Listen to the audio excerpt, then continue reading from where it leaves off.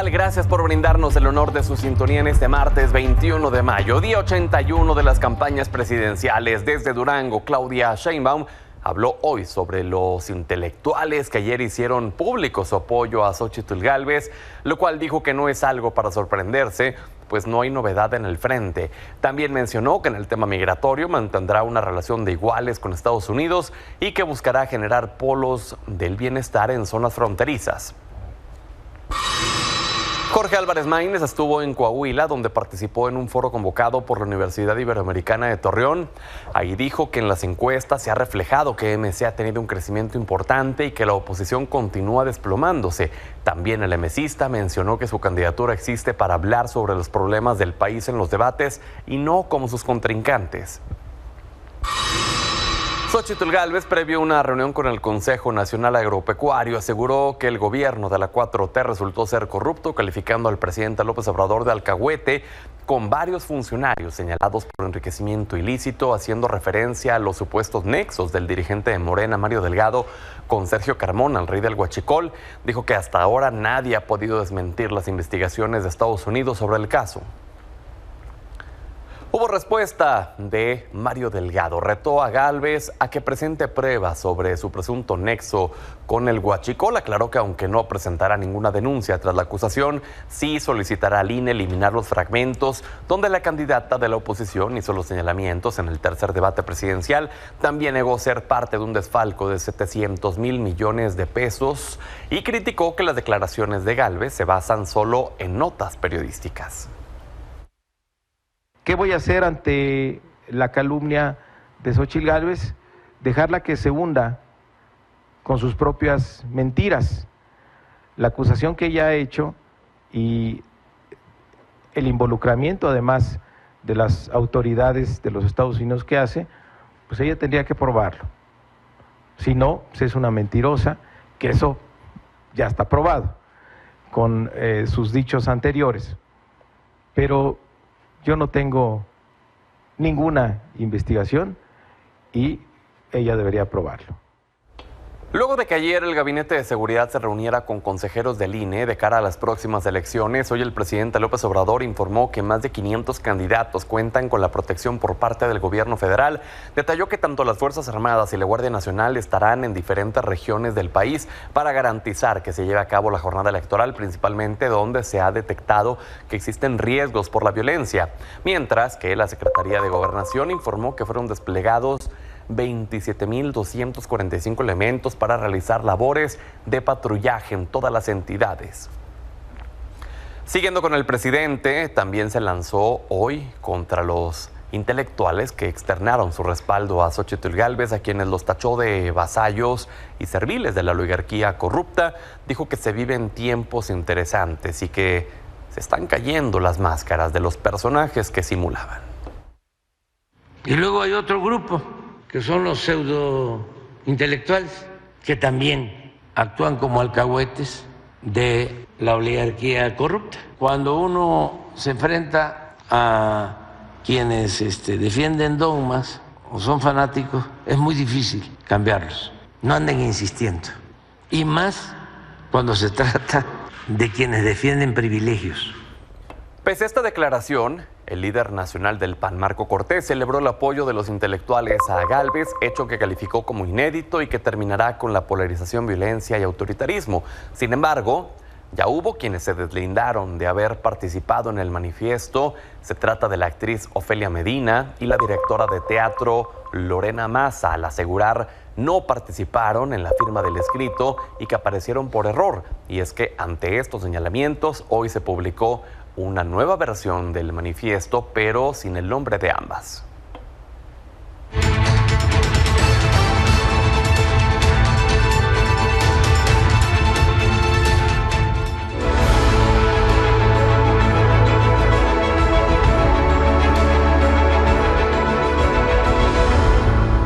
En la contienda por la Ciudad de México, Clara Brugada participó hoy en el Foro Justicia Incluyente para la CDMX en el Museo Memoria y Tolerancia. Ante especialistas admitió que aunque hay avances en la percepción de seguridad no es suficiente. Agregó que su gobierno buscará erradicar la corrupción para que la gente pueda acceder a la justicia mediante la creación de un gabinete integrado por instituciones de seguridad y sociedad civil.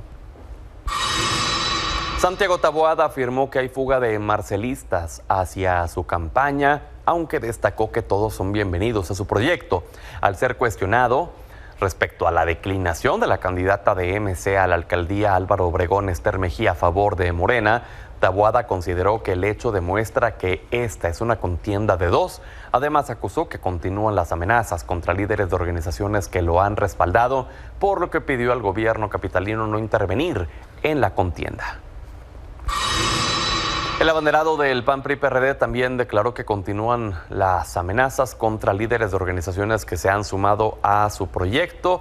Esto tras encabezar un acto en la colonia San Juan de Aragón, en la alcaldía Gustavo A. Madero. Y vemos ahora a Salomón Chertorivsky. Él estuvo el día de hoy en este mismo recinto, en este mismo evento, y él mencionó que no va a declinar a favor de Morena. Hizo referencia a la declinación justamente de la candidata a la alcaldía de Álvaro Obregón y dijo que Morena trae la chequera abierta. Cambiemos de información. La Suprema Corte avaló el proceso de juicio político contra el gobernador de Nuevo León, Samuel García, promovido por los partidos de oposición en el Congreso local tras señalarlo de no cumplir con la presentación oportuna del presupuesto de 2023. Sin embargo, fue invalidado que sea separado de su cargo mientras se inicia el proceso.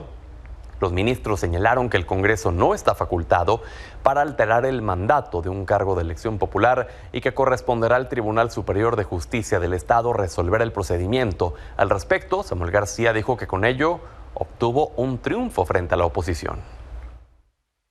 ¿Por qué ganamos? Porque se declaró inconstitucional el artículo 203 que me quitaba del cargo. Ese era el objetivo del PRIAN. Y afortunadamente hoy logramos un primer paso, que es que no me quitaran.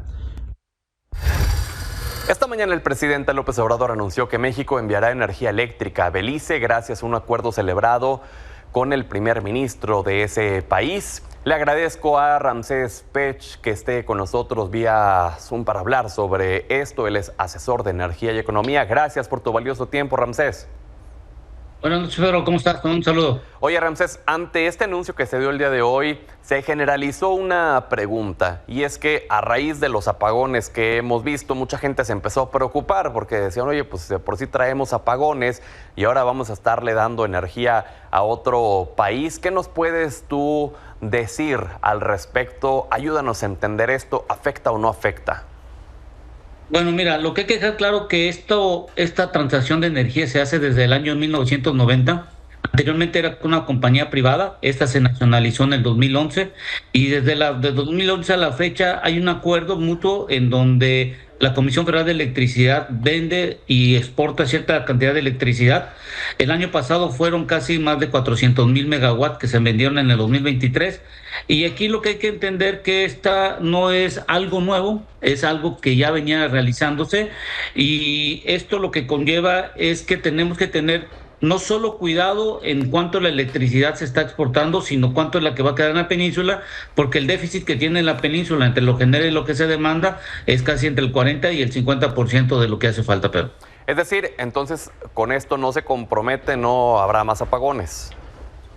No se compromete porque el punto de enlace es en la subestación de Xulha, está cerca de Chetumal. Hay una línea de transmisión que ya tiene bastantes años y aquí lo más importante que se tendría que revisar es este acuerdo, si tiene un tope máximo o un tope mínimo, derivado que a principios de este año Belice tenía un gran problema, sobre todo del déficit de la generación de la electricidad. Entonces, en el año 2016 se estaba exportando más de 200,000 megawatts. Hoy, el 2023 cerró con 400,000 y hay que ver si esto va a aumentar o se va a mantener, y eso es una de las cosas del acuerdo que será muy importante el saber, derivado que por la zona donde está de Xulha está Chetumal y todas estas zonas que también están teniendo ciertos apagones, y hay que entender que no hay una buena infraestructura, sobre todo en las líneas de transmisión, y en el Prodecent se han habido varios propuestas de mejorar las líneas de transmisión, sobre todo en la península de Yucatán.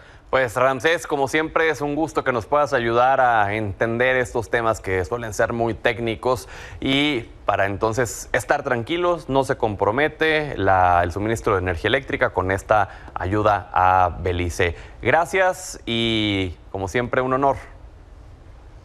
Gracias, Pedro, que tengas buena noche, cuídate, un gran abrazo. Igualmente.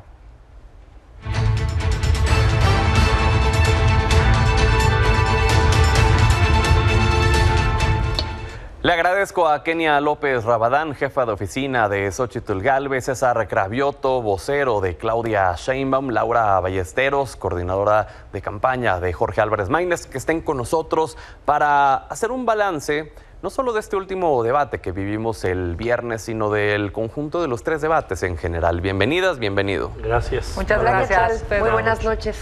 A ver, Kenia, comencemos contigo, primero con lo que vimos este domingo. ¿Cómo le fue a Xóchitl Gálvez?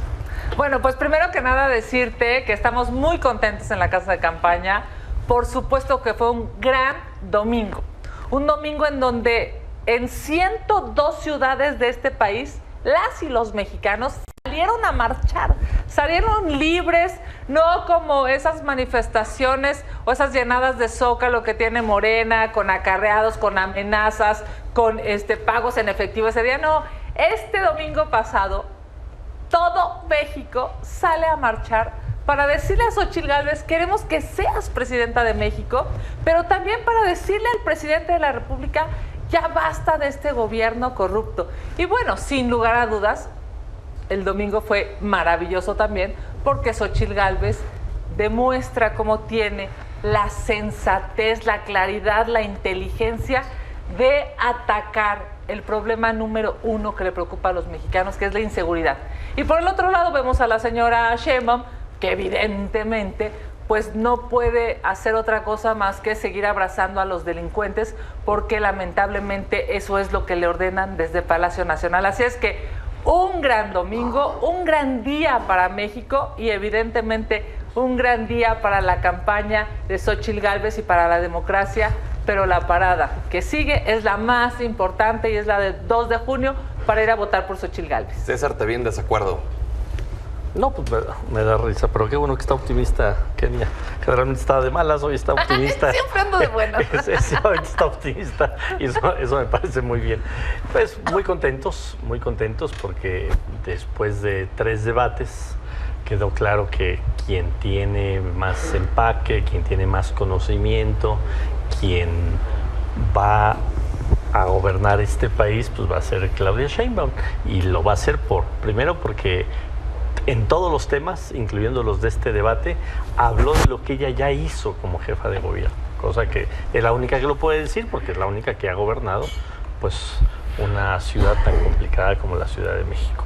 Después defiende el proyecto de la Cuarta Transformación y ella misma hace propuestas de cómo está viendo la siguiente etapa de la Cuarta Transformación.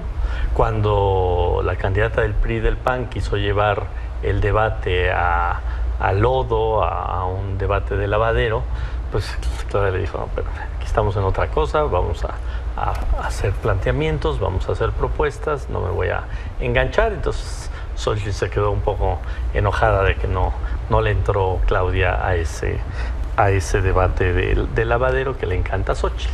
Entonces, oye, eso de lavadero me parece súper clasista. Además de, por cierto, misógino, oye, hablando qué cosa tan terrible. Te lo digo de verdad. Hablando de clasismo. Ilustrarte. Hablando no puede ser que digas eso. Hablando de clasismo, diciendo: los libres estuvimos el domingo y los acarreados están cuando va Morena. Sí, cuando arrancó. Ahí está. Ellos ahí están las imágenes. De veras se lo creen. Bien. De que ellos son los únicos que hacen manifestaciones de buena voluntad. Nosotros, qué bueno que se manifestaron, qué bueno que se están asoleando los que antes hablaban pestes de las manifestaciones. Por supuesto que vimos muchos camiones, pero nosotros no les decimos acarreados. Para nosotros es gente que se organizó y fue al mitin de campaña de Xóchitl Gálvez y de Taboada. Laura, ¿cómo le fue a Jorge Álvarez Maínez, no solo en este domingo, sino a lo largo de los 3 debates? ¿Qué saldo le deja? Muy bien, mira, nosotros lo dijimos desde un principio, más debates y menos spots. En un país donde el pueblo es pobre, no podemos seguir dilapidando el dinero público de esta manera en las campañas electorales, porque además, muchas ocasiones, casi en la mayoría, Mexicanos contra la Corrupción, de hecho, tiene un estudio donde dice que de cada 2 pesos que se están declarando en campañas electorales, hay 8 que no tienen un origen lícito, ¿no? O sea, digamos, esto son datos de Mexicanos contra la Corrupción. Entonces, evidentemente, hacer una contienda equitativa a través de los debates resulta fundamental. Maínez se dio a conocer, irrumpió en el primer debate como la persona política, pensador mexicano, también un parlamentario exitoso en su carrera parlamentaria. En el segundo debate profundizó, dio a conocer las propuestas de este México Nuevo. Y en este tercer debate deja muy claro, y por eso para nosotros esta contienda ya cambió, como lo ven los jóvenes, como lo ven las nuevas generaciones en las universidades, en las redes sociales. En este debate era fundamental dejar claro que nosotros no vamos a participar de esta polarización. No vamos a participar de esta polarización porque además de que no creemos en ella, las nuevas generaciones en este país tampoco. Esta dicotomía falsa que les están planteando entre estás a favor o en contra de López Obrador, estás en contra de que el país se muera sin democracia, solamente está en la cabeza de un PRIAN que está pues desesperado porque está a punto de perder sus privilegios, los pocos que le quedan después de haber perdido la elección del 2018, y que va a ser fundamental ver cómo en esta recta final los jóvenes, las nuevas generaciones, que, ojo, no es un nicho. Estamos hablando de las personas que son casi el 60% del padrón electoral, millennials y centennials, que somos entre 18 y 44 años, van a tener en la boleta la oportunidad de decidir entre continuidad con Morena o evolución con Movimiento Ciudadano, de nuevo, en una visión de futuro, que es lo que la gente está pidiéndole al país, no una polarización falsa inducida por la vieja política. Y aquí me gustaría preguntarle a ambos, Kenia y a César, sobre este tema que puso Xóchitl Gálvez en el debate, la acusación a Mario Delgado, en donde Mario Delgado dice el día de hoy: no voy a presentar una denuncia contra Xóchitl Gálvez, pero la reto a que presente pruebas, porque dice todo está sustentado en algunas notas periodísticas. Kenia, tú como jefa de oficina seguramente sabrás, ¿hay o no hay pruebas más allá de esas notas? Por supuesto que hay pruebas y por supuesto que Mario Delgado de verdad no tiene límites. Es el presidente nacional de Morena. Está investigado por agencias internacionales porque evidentemente cuando vivía el rey del Huachicol, esa persona que por cierto fue asesinada en Nuevo León, que era su amigo, que le prestaba a Mario Delgado sus aviones, sus camionetones, que le financió dinero, también lo hizo socio. Es una vergüenza porque, en estricto sentido, que entren millones de pipas a México de manera ilegal, que las distribuyan, que no paguen impuestos y que haya todo un andamiaje de corrupción nacional desde el gobierno federal, demuestra por qué Morena se va a ir. Déjame hacer nada más una precisión a propósito de lo que dijo el representante de Morena, el representante de este gobierno que ha tenido a México con 180,000 asesinatos. La señora Sheinbaum fue desastrosa como jefa de gobierno. Este país está ensangrentado y estas son las cifras reales, estas.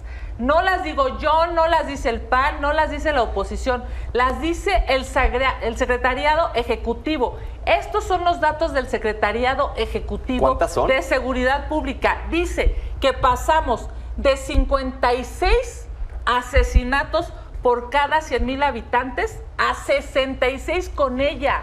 Así, esta es la realidad y no tiene nada que ver con spots, esta es la cifra lastimosísima, pero no solamente fue en homicidios o en asesinatos, también fue en violaciones. Así subió la gráfica. Esta es la de desaparecidos. Claudia Sheinbaum fue terrible, malísima como jefa de gobierno. Ahora se atreve a mentir y como piensa que diciendo muchas mentiras van a volverse verdad, pero la realidad es que como jefa de gobierno abandonó a la ciudad. Estos datos son datos del Secretariado Ejecutivo y comparan los primeros 5 años y medio de Claudia Sheinbaum y los primeros 5 años y medio de Mancera. Y así de claro. Esas cifras engloban a todas las alcaldías, incluyendo PAN. Claro, PRI. claro, pero recuerda que el homicidio, por supuesto, es un delito que se sigue, se tendría que seguir, se tendría que haber investigado por el gobierno de Claudia Sheinbaum. Así, esta es la realidad. Este era Mancera y esta es Claudia Sheinbaum. Y no lo digo yo, lo dice el Secretariado Ejecutivo. Claudia Sheinbaum fue desastrosa como jefa de gobierno en términos de seguridad pública. César. La jefa de oficina de Xóchitl Gálvez es más bien la jefa de los fakes de Xóchitl ¿Aquí está? Gálvez. Más bien la jefa, Ponte a leer. la jefa de los Mejor ponte a fakes leer. de Xóchitl Gálvez. Se la han pasado diciendo mentiras 6 años Aquí está. y generando una percepción. Secretariado Ejecutivo de Seguridad generando Pública. una percepción muy distinta de la realidad. ¿Cuáles son los números que presentó Claudia Sheinbaum el domingo pasado?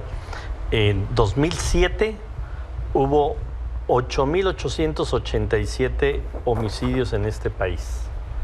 Entra el sanguinario de Calderón, después Peña Nieto y nos dejan en el 2018 36,000 homicidios al año. 2023 ya bajó a 29,000.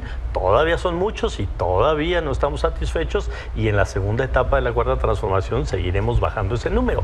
Pero es una mentira de que se incrementaron. 8.887, 2007, el sanguinario de García Luna y Calderón lo suben a 36,000 y Peña, y después ya ahorita está en 29,000 anuales. Disminución de delitos en la Ciudad de México, 51%. Disminución de delitos de alto impacto, 58%.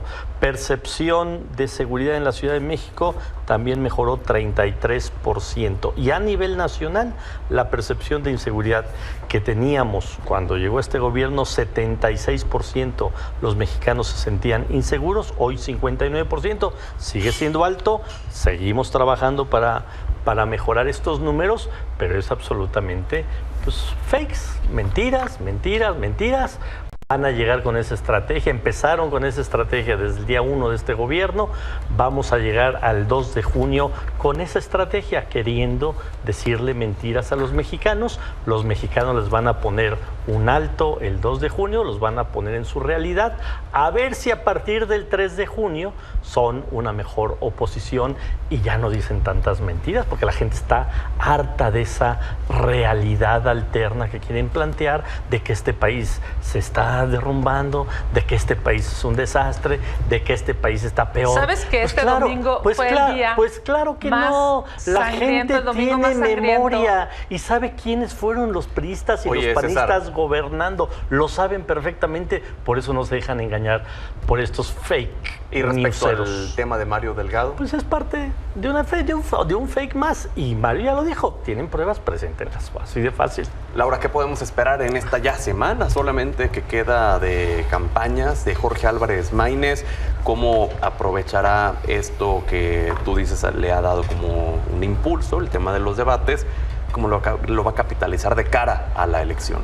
Mira, precisamente ustedes presentaron un estudio justo en tiempo real mientras el debate sucedía con inteligencia artificial para medir las reacciones, las emociones, los sentimientos que generaban los dos candidatos y el candidato presidencial durante este ejercicio. Y Maínez otra vez, por tercera ocasión consecutiva, superó a las otras dos candidatas, en esta ocasión por un 50% de emociones positivas ocasionadas durante el debate. Esto nosotros lo traducimos en algo muy claro. La gente lo que quiere ver son propuestas.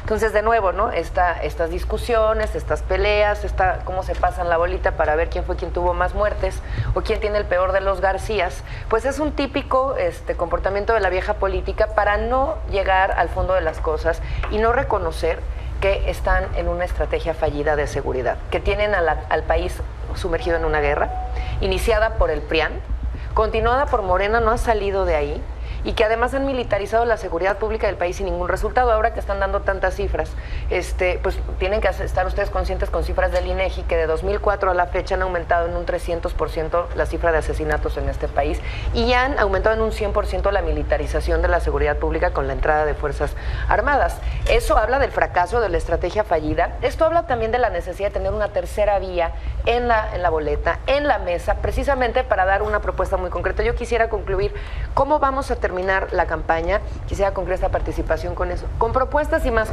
propuestas. Vamos a seguir visitando a las universidades. Todavía tenemos varias en el tintero, vamos a tener nuestros cierres de campaña, nos vamos a ir con todas las redes sociales también. Pero en los 4 ejes tenemos varios, nosotros nos construimos desde lo local, entonces para nosotros resulta fundamental ir a los distintos territorios que tenemos, Jalisco, Nuevo León, Ciudad de México, es decir, Campeche. Tenemos una serie de territorios que para Movimiento Ciudadano son el corazón de nuestro movimiento y representan nuestros liderazgos. ¿Pero habrá un evento así magno como final? Sí, van varios, o sea, varios en varios territorios. De nuevo nos construimos desde lo local y 4 ejes de los 4 ejes del debate, yo sí quisiera dejar una idea de manera muy breve. Política social, que fue uno de los principales ejes. Movimiento Ciudadano está absolutamente a favor de los programas sociales, los hemos apoyado, los hemos impulsado en los gobiernos, en los buenos gobiernos naranjas que tenemos. Y decir una cosa adicional, vamos a llevarlos al siguiente nivel, especialmente para la niñez, para las juventudes, para las personas trabajadoras en materia de derechos laborales, menos de 40 horas en la jornada laboral, para la niñez un sistema que los cuide desde la primera infancia, desde que están en la persona gestante desarrollándose hasta los 6-7 años. Y obviamente 1 millón de jóvenes a la universidad. Inseguridad y crimen organizado, vamos por el alto a la guerra, la construcción de paz desde los territorios, fortalecimiento de las policías, una total renovación del sistema de justicia del país y por supuesto regulación de drogas. Migración y política exterior, vamos a poner a México de pie.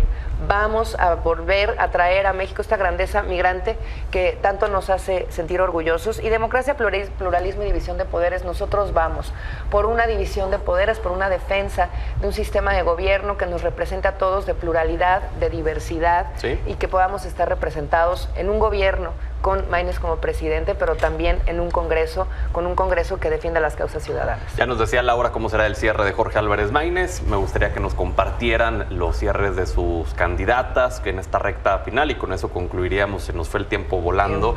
Kenia, por favor, ¿cuál será el cierre de Xóchitl Gálvez? Muchas gracias, Pedro. Pues sin lugar a dudas, la verdad es que es un gusto estar aquí en esta mesa. A lo largo de toda esta campaña, decíamos, estamos ya a punto de llegar a la recta final. Faltan 11 días para la elección, 11 días para que vayas a votar por Xóchitl Gálvez, tú y tu familia, el próximo 2 de junio. Faltan 8 días para terminar, digamos, de manera legal las campañas, en términos de hacer campaña, de tener debates, de hacer propuestas. Xóchitl Gálvez va a ir todavía a muchísimos estados de la República. Recuerden, fue la primera de los 3 que recorrió todo el país. Vamos a ir a Puebla, al Estado de México, a Veracruz, a Chiapas, a Chihuahua, a Monterrey. Gracias a todos los que salieron a marchar ayer. Muchas gracias, porque cientos de miles de personas a lo largo y ancho de este país salieron a decirle a Xóchitl Gálvez: queremos que seas presidenta de México. Muchas gracias a quienes aquí en la Ciudad de México salieron a respaldar a Santiago Taboada para que sea el próximo jefe de gobierno. Sin lugar a dudas, México merece tener un buen gobierno, merece tener un gobierno honesto. Este domingo pasado fue el domingo más violento para este país. 104 asesinados. Es uno de los días más violentos de todo el siglo. Eso ya no lo podemos seguir viviendo en México. Por supuesto que eso va a terminar una vez que Xóchitl Gálvez sea presidenta de México. ¿Habrá un cierre con un evento masivo? Sí, bueno, tuvimos evidentemente el evento masivo del domingo, que habremos de litigar si fueron 300,000 o 400,000 personas. En el Zócalo estuvo presente Xóchitl Gálvez y Santiago Taboada, y el miércoles de la siguiente semana, que es el último día, llamemos así, exacto, legal para hacer campaña, estaremos en Nuevo León. César.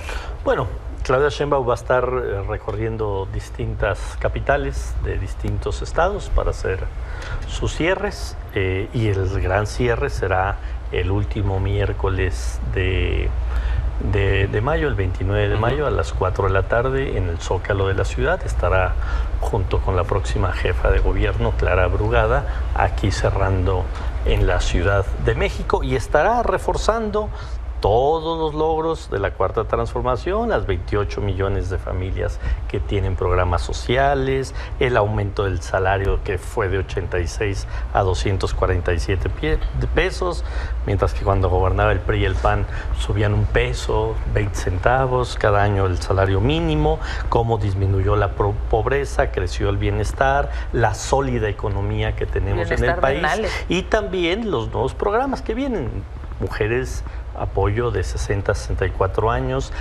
Mi Beca para Empezar, que fue una beca que nació en la Ciudad de México cuando Claudia fue jefa de gobierno y que ahora estará en todo el país. O sea, estará reforzando justamente las propuestas y lo más sólido de este proyecto de la Cuarta Transformación, que es lo social. Nosotros estamos enfocados a lo social, nosotros estamos enfocados al bienestar de la mayoría de las y los mexicanos.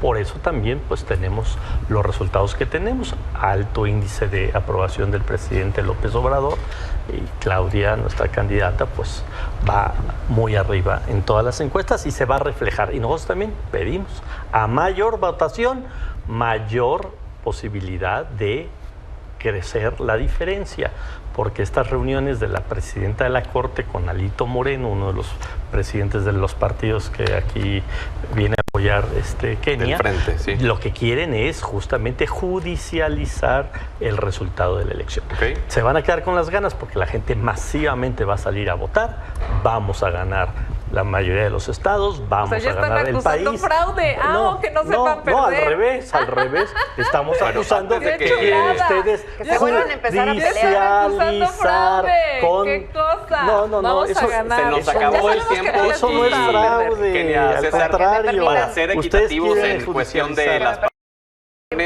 Laura, nos quedan unos segunditos, Es muy por rápido, favor.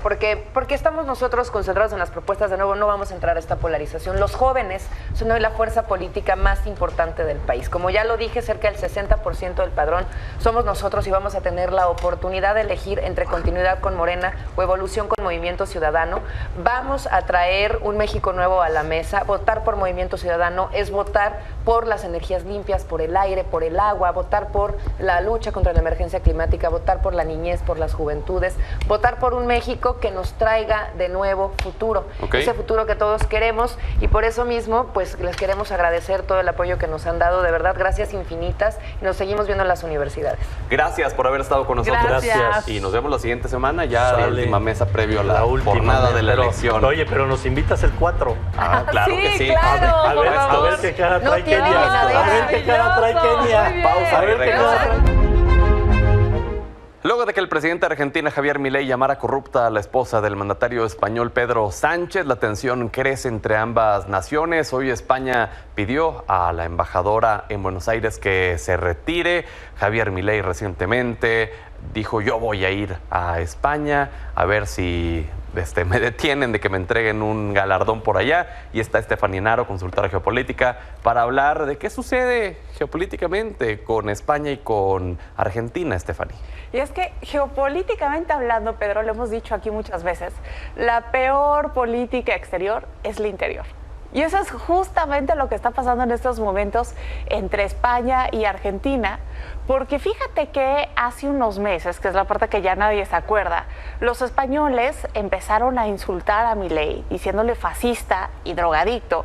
Y ahora que fue la convención de Europa Viva 24, que es justamente el cierre de campaña antes de las elecciones europeas, ahora en junio, pues ahí rodeado de Vox y de todos los de extrema derecha de Europa, estaba Marine Le Pen, estaba la de Italia, pues ahí Javier Milei dijo que lo peor que le puede pasar a una sociedad son los estragos del socialismo y llama a la esposa de Pedro Sánchez como una cochina corrupta, y entonces ahí Pedro Sánchez se empieza a enojar y entonces empiezan los dimes y diretes, dicen que es la peor crisis diplomática, ya llaman al embajador de España, y es que pues sí hay una acusación en contra de la esposa de Pedro Sánchez porque pues ya hay 8 casos ligados a 11 empresas que dicen que ella pues ha sido corrupta y ha aprovechado su posición como esposa del presidente de tráfico de influencias para enriquecer a empresas que piden ayuda pública o están compitiendo por licitaciones públicas, donde entra Inmark, que es la empresa que es dueña de Air Europa.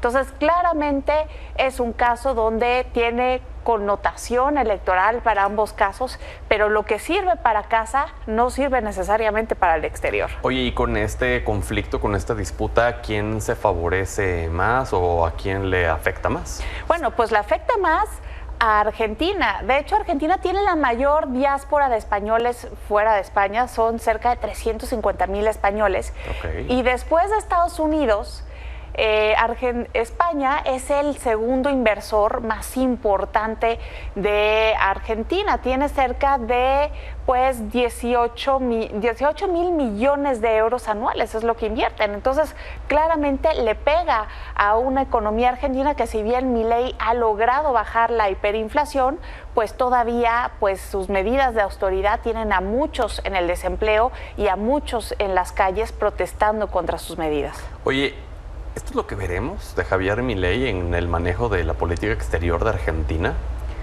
Pues hasta la fecha sí. ¿Y así seguirá? ¿Prevés que Mira, sí? es que no es la primera vez. A López Obrador le dijo que es un ignorante.